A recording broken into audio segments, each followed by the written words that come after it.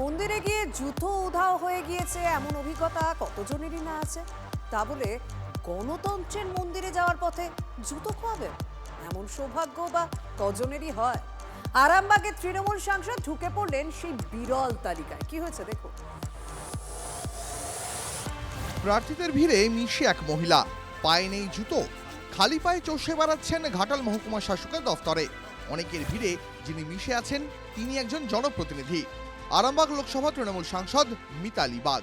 বৃহস্পতিবার দলীয় প্রার্থীদের নিয়ে মিছিল করে এসডিও অফিসে আসেন তৃণমূল সাংসদ, কিন্তু ভিড়ের চাপে তার জুতো হারিয়ে যায়। অগত্যা খালি পায়ে ঘুরতে হয় দীর্ঘক্ষণ। হেঁটে যখন আসছিলাম মিছিল আকারে, তখন অটোমেটিক এত ভিড় মানে জুতো ছিঁড়ে চলে গেছে। আরামবাগ লোকসভার মধ্যে পরে চন্দ্রকোনা। এই আসনে তৃণমূল প্রার্থীর মনোনয়নের সময় পুরো দমে ছিলেন মিতালি। একসময় অঙ্গনওয়াড়ি কর্মী ছিলেন হুগলির গোঘাটের মেয়ে মিতালি। তিনি বলছেন, গ্রামের মেয়েদের এসব অভ্যেস আছে। ওই টাইমে যদি জুতোটা কে কুড়াতে যেতাম, তাহলে সেখানে আরো মানুষের আঘাত লাগতো। এই ভিড়ের মধ্যে সেটা একটা ভয়ঙ্কর রূপ নিতে পারত। জুতোহারা তৃণমূল সাংসদকে দেখে অবশ্য বিদ্রুপের সুর বিজেপির গলায়।